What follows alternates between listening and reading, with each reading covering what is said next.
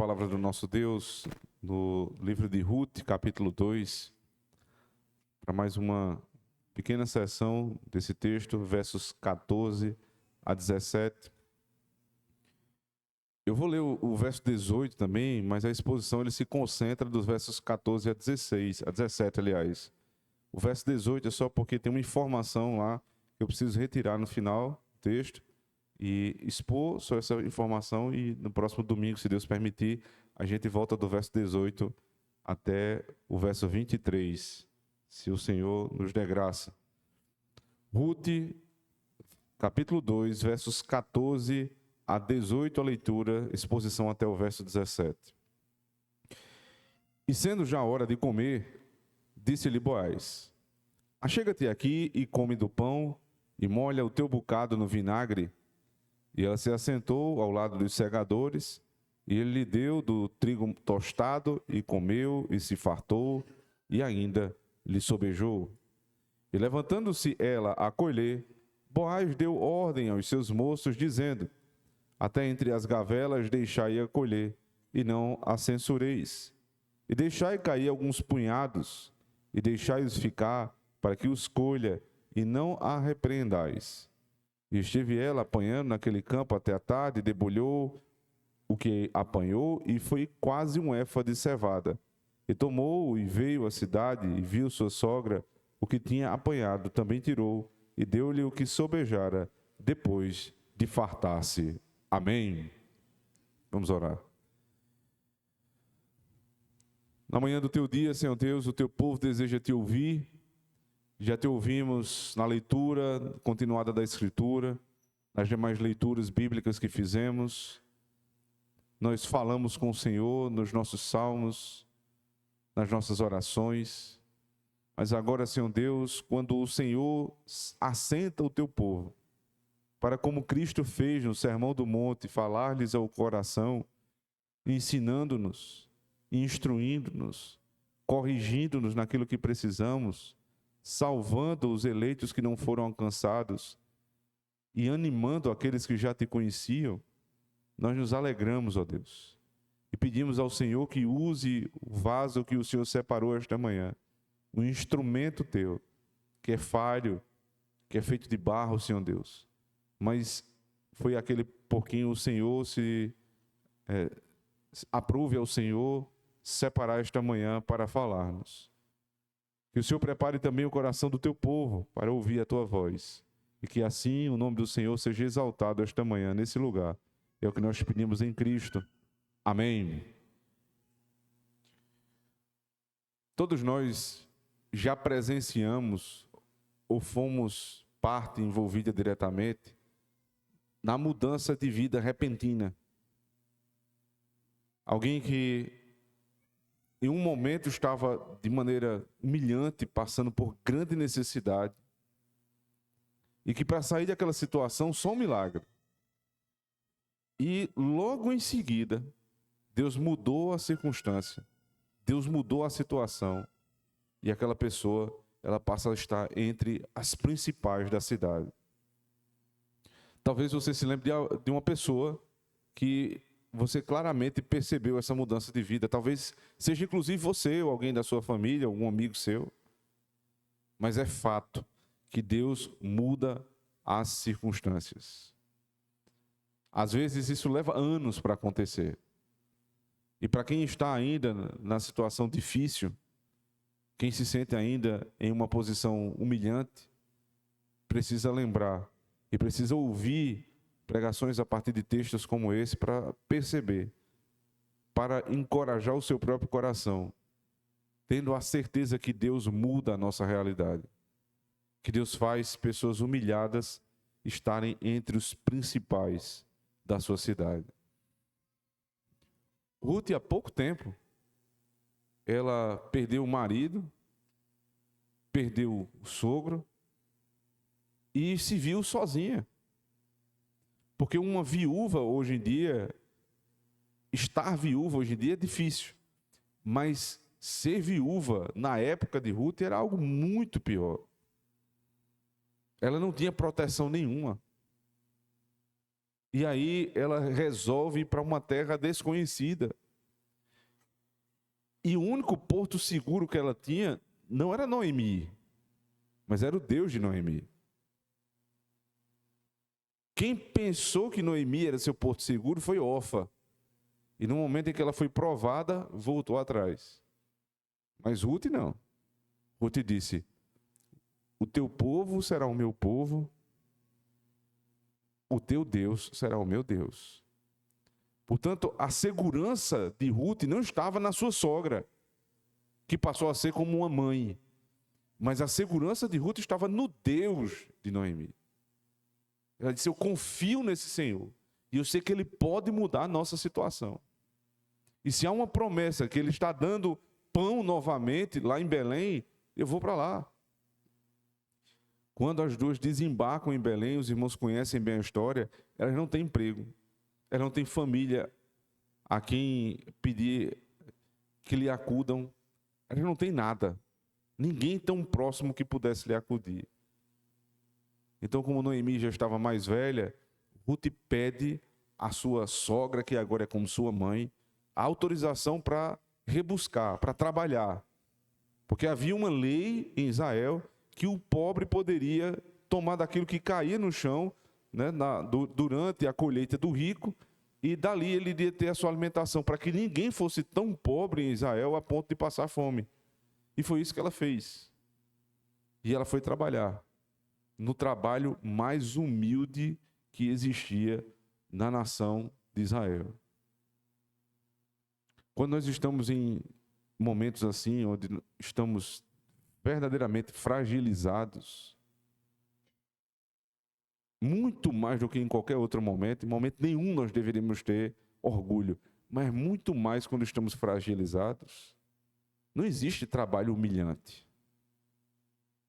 Não existe algo como: não vou fazer isso porque isso aqui não é digno da minha capacidade. Eu estudei tanto, eu me esforcei tanto, eu fiz isso e aquilo, agora eu tenho que passar por essa situação. Não, Ruth, ela disse: o que é que tem para fazer? Rebuscar a terra é o que eu vou fazer. Um grande exemplo, não só para as mulheres, mas para os homens, de humildade. Quem deseja ser grande um dia, precisa primeiro passar por grandes humilhações, pelo menos na nossa perspectiva, porque não há humilhação nenhuma. Era um trabalho digno. Deus permitiu que fosse assim, era uma lei de Deus. Portanto, Deus não cria leis para humilhar ninguém. A visão dela era a visão correta, é um trabalho digno. E aqueles que pensam ser grandes um dia, precisam, em primeiro lugar, enfrentar aquilo que é aparentemente pequeno. Se nós olharmos para os grandes empresários, os grandes empreendedores, as pessoas que venceram na vida, nas suas profissões, todas elas começaram de baixo, com exceção daqueles que herdaram. Mas o processo inicial foi de baixo. Alguém teve que começar.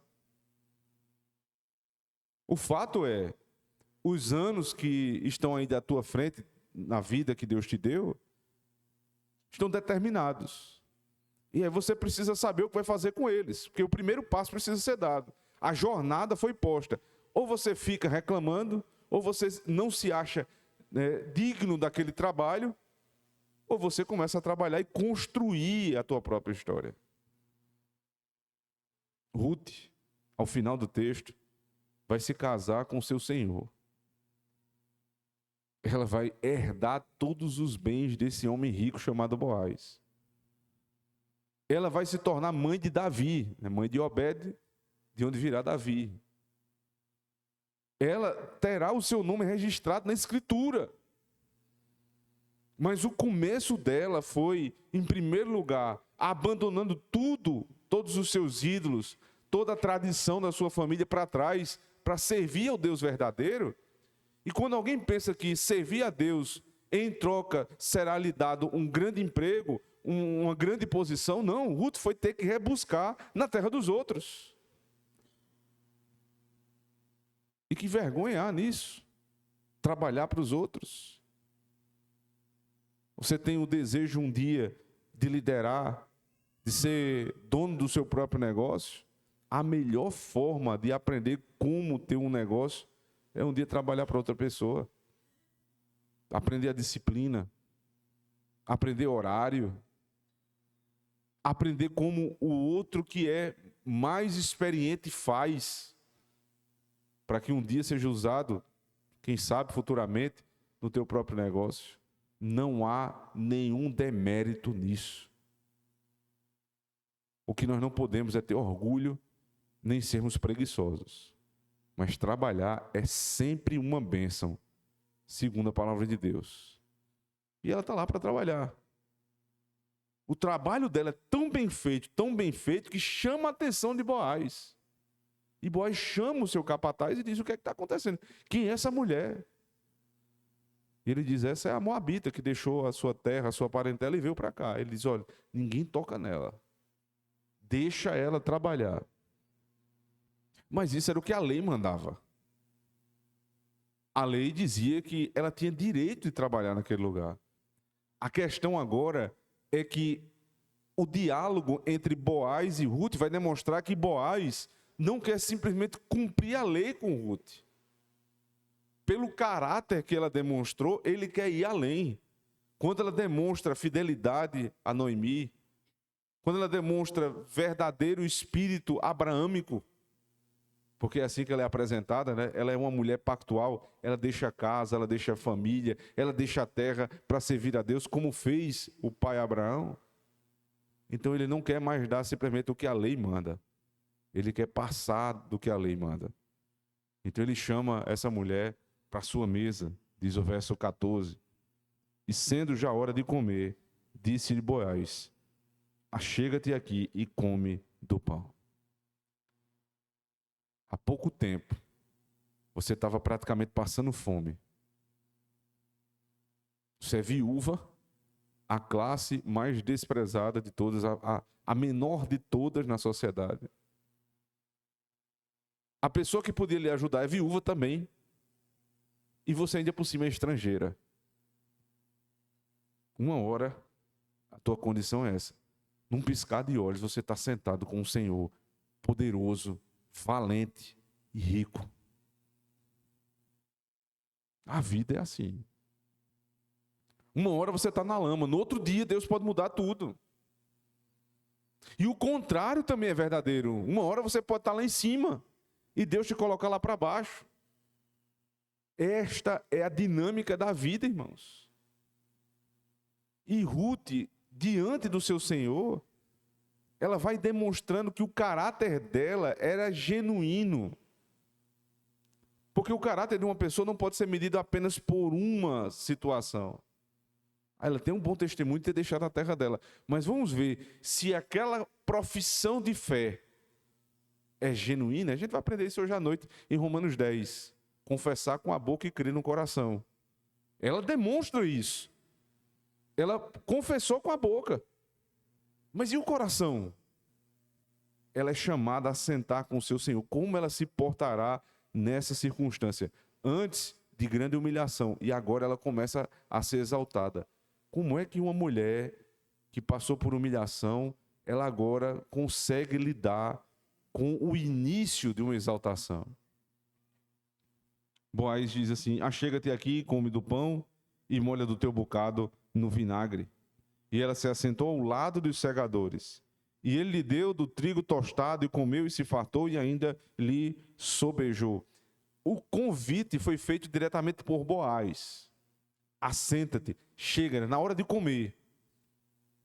Para uma pessoa que passa fome, ter comida em qualquer hora é maravilhoso. Mas ela não estava mais nessa situação. Ela estava trabalhando e o Senhor dela disse: não, é hora de comer. Chega-te e come o teu pão.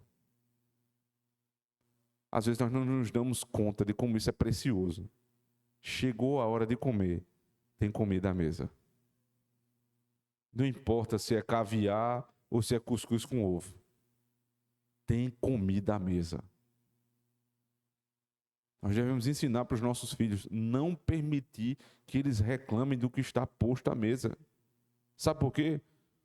Porque chegou a hora de comer e tem o que comer.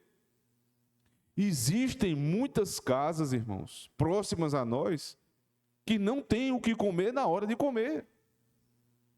E que talvez eles vão comer tarde da noite, a hora que a comida, de alguma forma, na providência de Deus, ela aparecer. Senão, não come.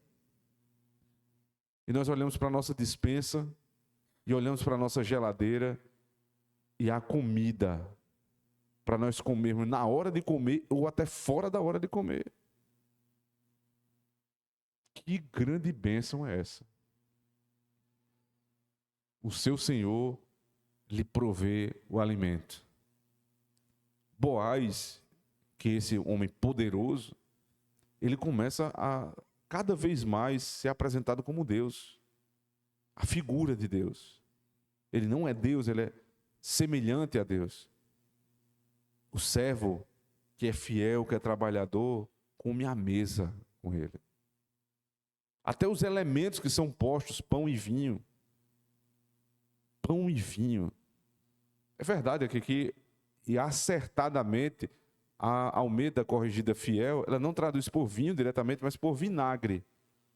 Porque era um tipo de vinho que era dado aos segadores, era um vinho mais barato, é verdade, menos nobre, mas porque tinha um objetivo, claro.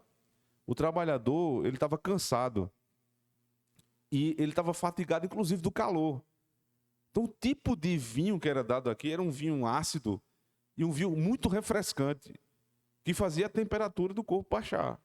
Então, o objetivo de Boaz era dar uma bebida que pudesse alegrar o coração, mas também tranquilizá-lo, refrescá-lo. A comida e a bebida que vão para a nossa mesa, irmãos, têm objetivos. Porque nós não somos como bichos, como animais, que a gente bota ração lá. A ração é praticamente sempre igual.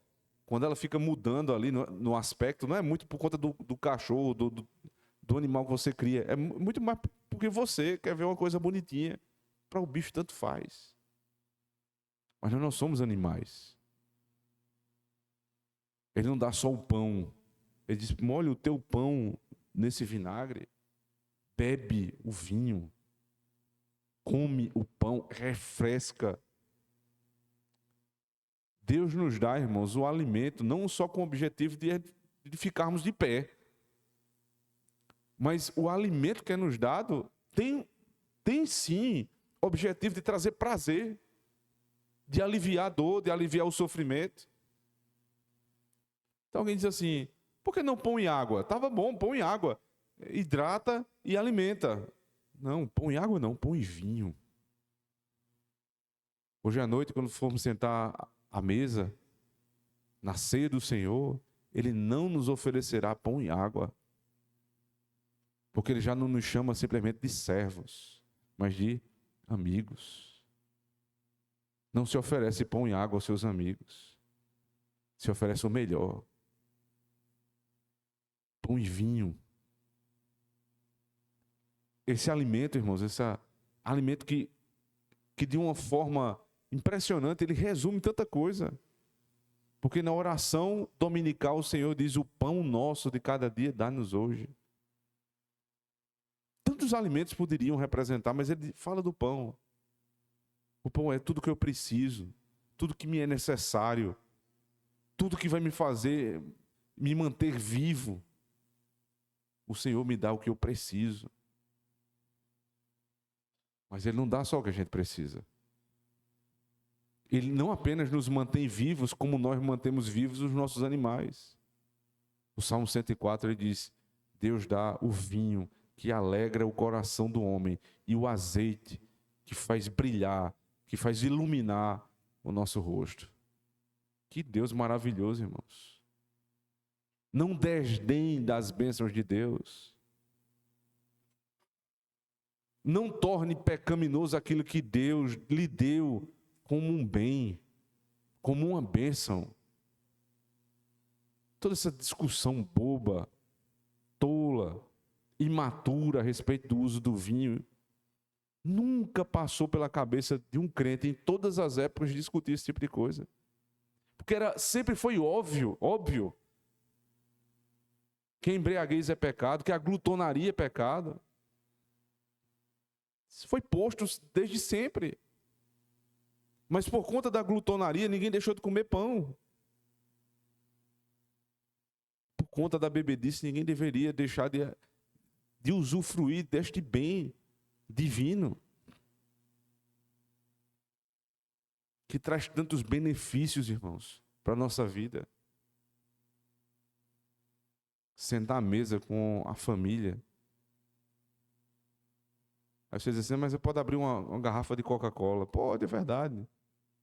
Mas não é a mesma coisa. Não tem o mesmo sabor, não tem o mesmo... Não alegra o coração. Acaba com o teu estômago. Mas Deus nos dá pão e vinho. Ele olha para os trabalhadores, veja só, no meio do expediente. Sabe por quê? Porque o uso não era para embriaguez. É para refrescar. Você pode ver, eu vou citar isso daqui a pouco, que ela vai voltar a trabalhar logo em seguida. Porque ela não caiu na glutonaria e não caiu na bebedice. Ela foi moderada, diz assim o comentarista, inclusive, sobre a moderação dela. Ruth não comeu mais do que o conveniente, sob o pretexto de sua necessidade ou do seu trabalho. Nem tanto a ponto de não ter condições de trabalhar no período da tarde. A moderação é amiga da assiduidade. Devemos comer e beber para fortalecer-nos para o trabalho e não nos indispor com ele. Amanhã, segunda-feira, as obras de Campina Grande, elas estarão com menos assíduos, menos pessoas presentes. Porque é comum, é piada, né? É motivo de brincadeira. Os pedreiros não irão trabalhar. Mas não é só nas obras. Nas fábricas, no comércio. Porque vão para a bebedice hoje à noite e vão ficar até altas horas em embriaguez e amanhã não trabalharão. Não é pecado adoecer. Não é pecado. Mas é pecado. Comer e beber. Não é só beber, não. Comer e beber.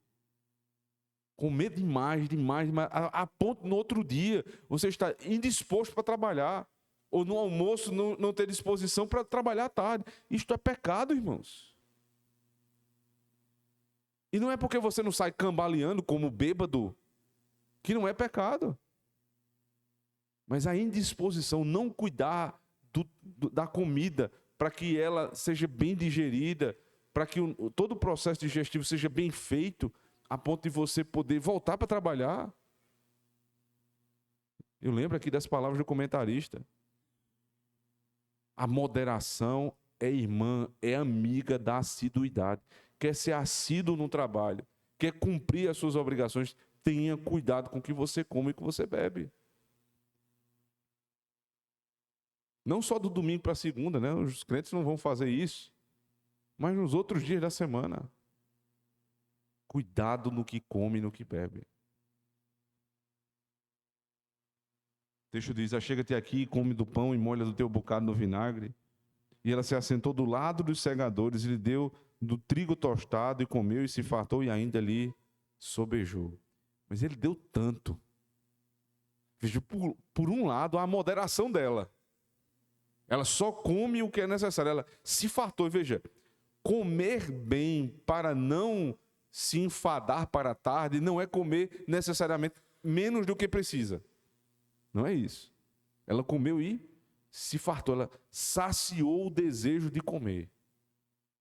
Mas ela não comeu além do que devia. Ela saciou o desejo de comer. Porque pelo lado dela havia moderação. Para os que visitam as casas dos outros, ela não está em casa. Para os que estão recebendo o que é dado, é necessário moderação.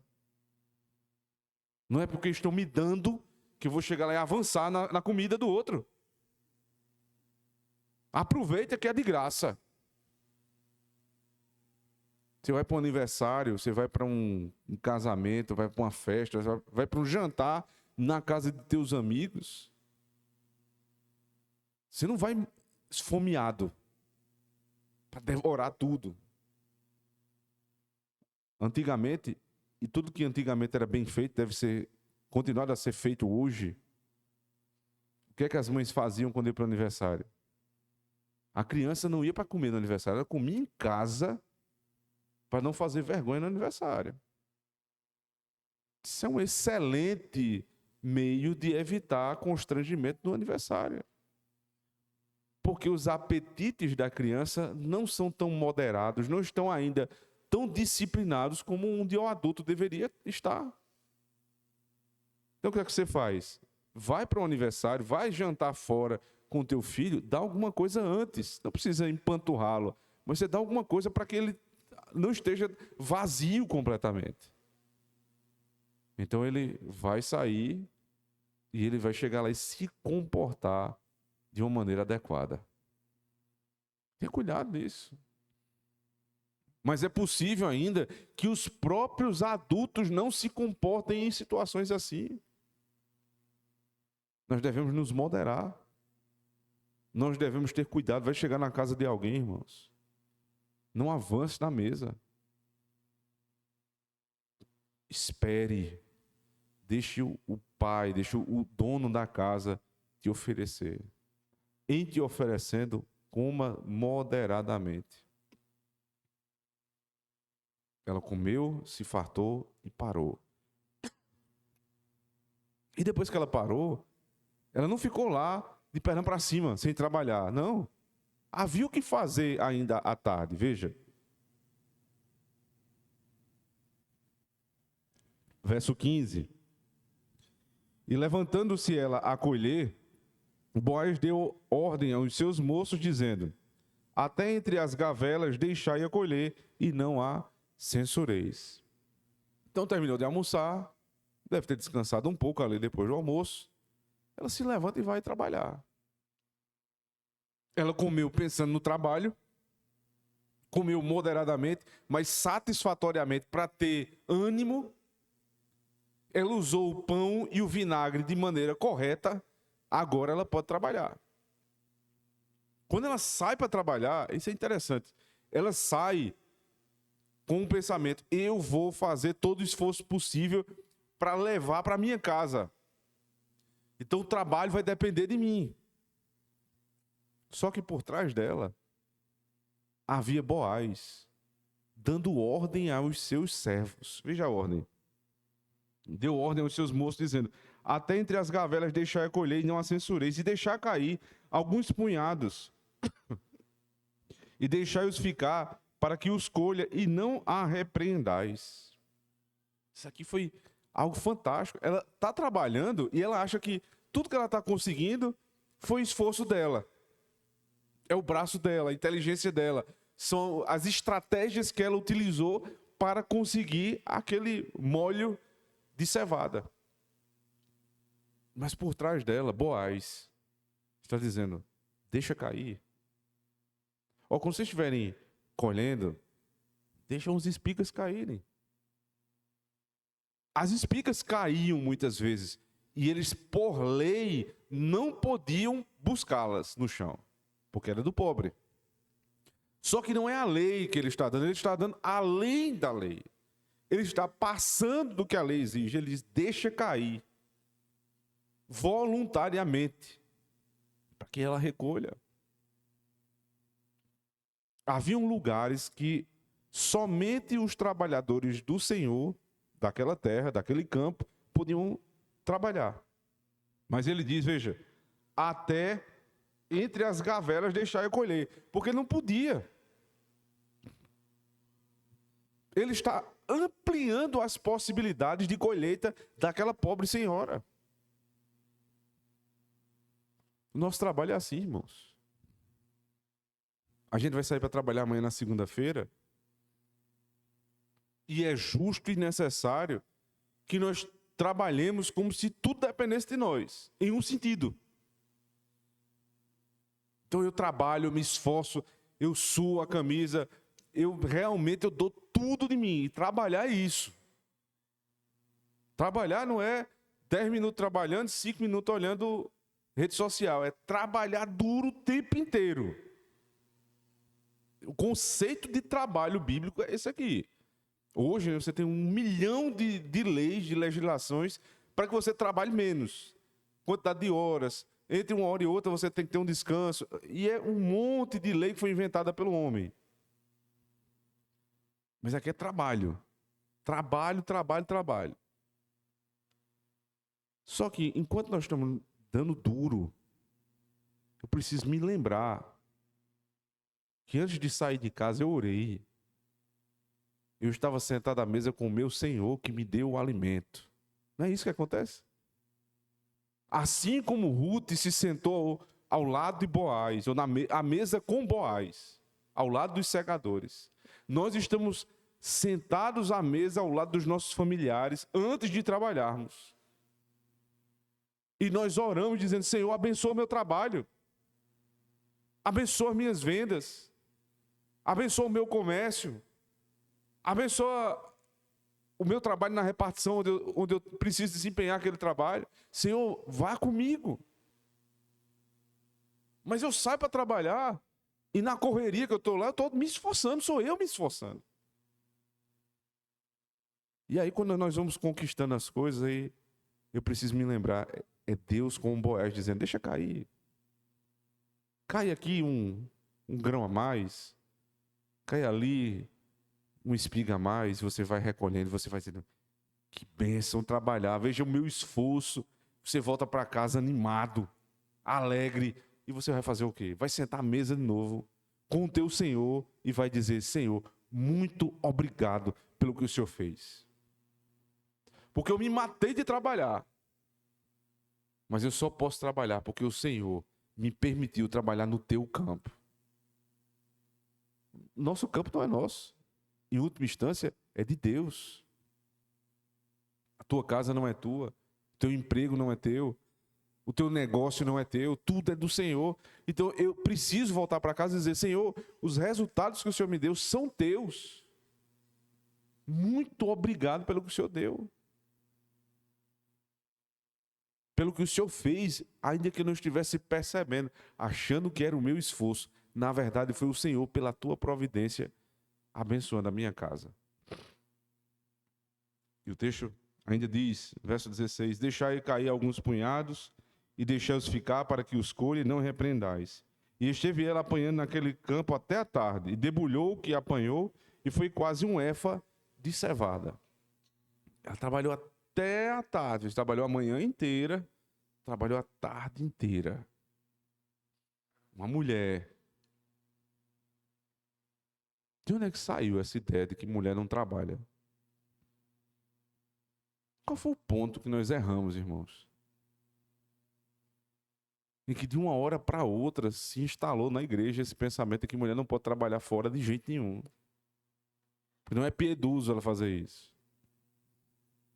Os irmãos lembram que no começo do livro de Ruth nós estudamos que Ruth é a mulher de Provérbios 31. Ela é aquela mulher sábia e virtuosa, que tem seus filhos, sua casa, seu marido, mas ela é tão virtuosa que ela sabe, inclusive, administrar o seu próprio tempo, dando ênfase aos trabalhos da casa, mas não negligenciando o que ela pode fazer a mais do que na casa. Ela trabalhou até tarde. Evidentemente, ela não tinha filho, né? Mas ela tinha uma mãe que a esperava. Não somente ela trabalha até tarde, mas o texto diz: debulhou o que apanhou e foi quase um éfa de cevada. Quando ela terminou o dia, tem um problema. O sucesso pesa. É isso mesmo, o sucesso pesa. Trabalhou muito, ganhou muito, agora precisa levar para casa. Um éfa de cevada, algo em torno aí de 20 e poucos quilos. Tem autor que chega a dizer que dá 25 quilos.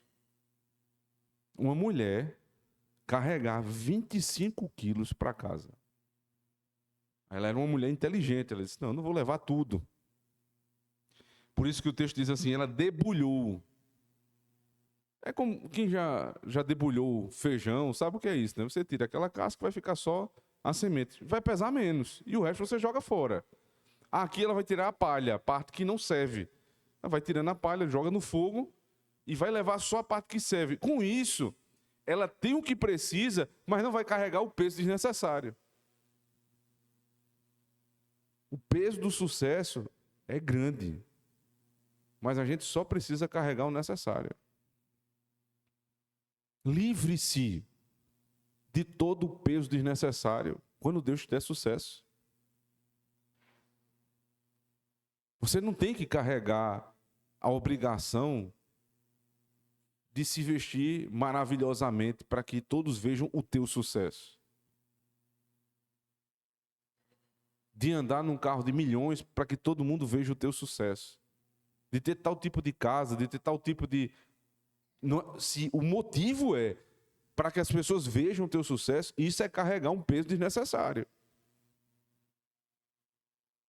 Mas eu posso, tendo bons resultados, provar dos confortos da vida, mas com o objetivo correto. Dar conforto à família, abençoar aqueles que precisam, né? Ter um pouco mais de tranquilidade, não tem problema. Mas não leve peso desnecessário. Ela vai voltar para casa leve, com o que precisa, para si e para a mãe dela. É assim que termina o texto, veja. Por isso, a necessidade de ler o verso 18. E tomou e veio à cidade, viu sua sogra, o que tinha apanhado, também tirou e deu-lhe o que sobejara depois de fartar-se. Todo o esforço de um dia inteiro tinha um objetivo. A mãe dela, que de fato é sua sogra, mas agora como se fosse uma mãe, era uma senhora, uma velhinha, idosa, que não tinha mais condição de trabalhar. E o que é que ela vai fazer com a sua juventude? Ela vai usar o seu vigor, ela vai usar o seu potencial de trabalho para angariar recursos para a sua mãe, para honrar a sua mãe. O que é que ela está fazendo aqui? Ela foi alvo do cumprimento do 5º mandamento. Quando nós lemos aqui nas perguntas de hoje, que aqueles que são superiores devem abençoar os seus inferiores. Deve dar todas as condições para que o seu inferior viva bem. Boaz fez isso com ela liberalmente. Não só como a lei mandava, mas muito mais do que a lei mandava. Aí agora, o 5º mandamento se cumpre no inferior. Que olha para o seu superior que está precisando. Veja a diferença aqui, né? Nós temos estudado ultimamente que a nossa sociedade, ela olha para o superior, sendo inferior, e tem ódio do superior. E muitos, se puderem, derrubam o sujeito de lá. Ela está trabalhando para abençoar a sua superiora, sua mãe. Ela volta para lá e honra a sua mãe. Filhos, honrem os seus pais. É o primeiro mandamento com promessa. Trabalho dos filhos. A estratégia dos filhos para a vida tem que passar por isso. Cumprimento do 5º mandamento. O trabalho dos pais de ter muitos filhos, há muito tempo, tinha um objetivo muito claro, que era, na velhice, não ser desassistido. Porque em nenhuma geração, porque em nenhuma cultura, em nenhuma época, se concebeu a possibilidade de um filho abandonar o seu pai. Eu me refiro pai e mãe. Não se concebe isso em lugar nenhum do mundo. Então os pais tinham muitos filhos para isso. Preservar a semente santa, ter o prazer, o privilégio de ter filhos à roda da mesa, mas também porque na velhice eles seriam assistidos. O que é que acontece hoje? Se os pais não se prepararem para a velhice, não pagarem aposentadoria antecipada, né? Seja INSS ou qualquer outra, não se prepararem, há possibilidade muito grande de, na velhice, eles estarem plenamente desamparados. Sabe por quê? Porque os filhos não estão mais nem aí para os pais. Não constroem uma vida pensando em abençoar os seus pais. Essa ideia de uma construção de uma vida medíocre, de ter só o básico. E o fato de você chegar no final da vida e só ter o básico não é pecado. Agora, o fato de você passar a vida inteira pensando em só ter o básico é um grande problema. Porque só foi possível Boaz ajudar Ruth, porque Boaz era rico. Nunca o necessitado será ajudado por outro necessitado. Por um motivo óbvio. Necessitados não se ajudam mutuamente. Então tem que haver um pensamento, uma cultura instalada no nosso meio de crescimento, irmãos. Não é de amor ao dinheiro. Porque o amor ao dinheiro jamais lhe fará uma pessoa generosa. Mas um pensamento de crescer, de multiplicar, de angariar recursos, de sobejar o recurso. Sabe para quê? Porque no dia que teu pai e tua mãe precisarem, no final da vida, você diz, pode ficar tranquilo que eu sustento. Porque no dia que um outro necessitado da tua igreja estiver precisando, você diz, não, quanto é que precisa para eu ajudar? Tem coisa mais maravilhosa do que ter essa oportunidade? De dizer, quanto é que fulano está precisando para eu ir lá e ajudar? Isso é uma coisa linda, irmão. Isso é divino. Porque é o que Deus faz, é isso. O que é que vocês precisam aí para vocês serem salvos? Para eu tomar lá, eu pago a conta. Foi o que Cristo fez na cruz do Calvário. Pagou a conta. Só paga a conta quem tem mais. Quem tem menos não paga. Há uma bênção em ter a conta paga. Há uma bênção de você ser o necessitado e ser abençoado por um Boaz. Mas todo mundo vai ser Ruth? Mas se todo mundo for Ruth, não tem Boaz, meu. Morre todo mundo de fome. Nosso pensamento tem que ser, eu vou crescer, minha empresa vai crescer, meus negócios vão crescer, eu vou crescer pessoalmente, profissionalmente, vou me esforçar para isso. E Deus vai me dar um coração generoso para eu ajudar o necessitado. Agora, ajudar o necessitado não é criar no nosso meio um Bolsa Família, não. É muito pelo contrário. Como foi que Boaz ajudou Ruth? Ele intencionalmente disse, deixa cair umas espigas para ajudar, para facilitar o trabalho dela. Mas ela teve que fazer o quê depois do almoço? Trabalhar. Olha, se alguém te oferecer um emprego, se não for seu inimigo, claro, né? Ele não vai te oferecer. Pode ter certeza, essa pessoa gosta muito de você. Porque, em primeiro lugar, é confiança. Mas ele podia dar isso a outra pessoa, te deu. Mas não há nada melhor do que dar a outra pessoa, do que uma oportunidade de trabalhar. Se ele tivesse te dando o mesmo valor que você recebe, mas depositando na tua conta sem você trabalhar, isso iria te enfraquecer até o ponto de você dizer, rapaz, não precisa mais nada não. Deixa que esse sujeito me banca. E o que é que você viraria?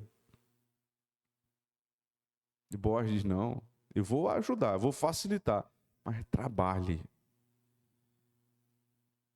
Se você tem uma empresa, peça a Deus para que essa empresa cresça, para você dar muitas e muitas oportunidades de pessoas trabalharem na tua empresa. E estando na tua empresa, facilita o trabalho do povo. Ajuda. Sendo menor, para terminarmos, sendo menor na tua empresa, no teu trabalho, na tua casa, Não seja orgulhoso.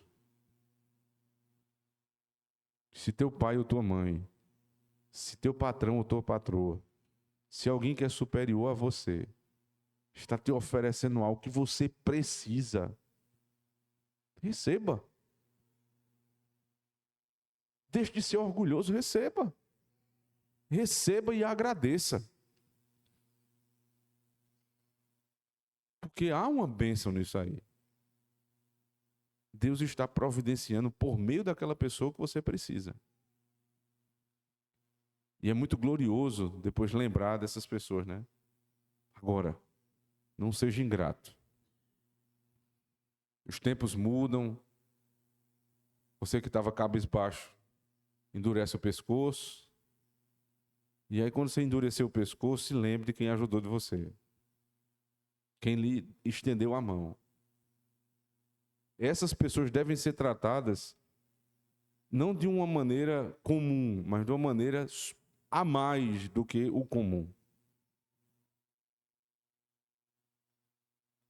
E se você é alguém que está acima dos outros, tem uma oportunidade de recursos, não feche sua mão.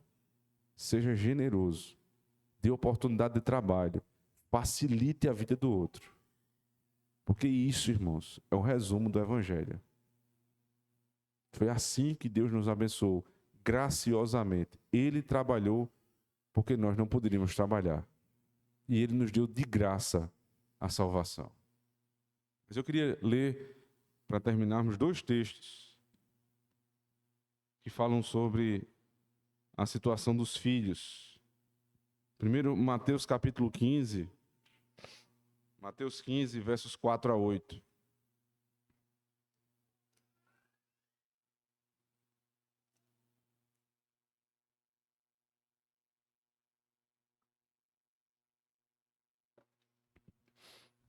Diz assim a palavra do Senhor, verso 4.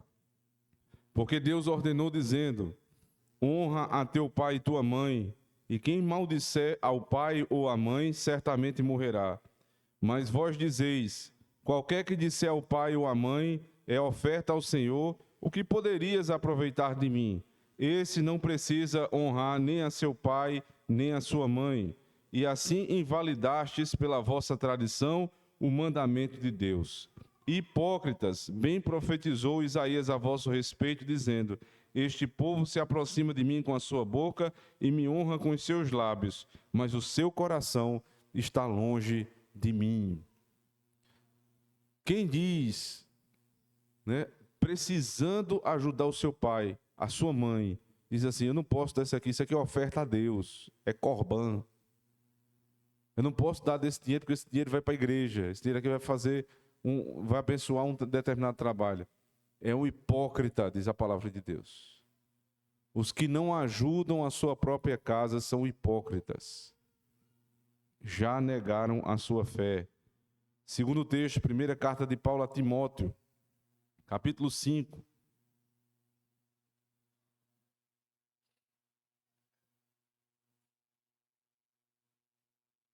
Primeira Timóteo 5.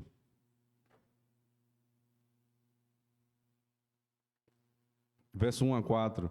Não repreendas asperamente o ancião, mas admoesta-o como a pai, aos moços como a irmãos, às mulheres idosas como a mães, às moças como a irmãs e em toda pureza. Honra as viúvas que verdadeiramente são viúvas.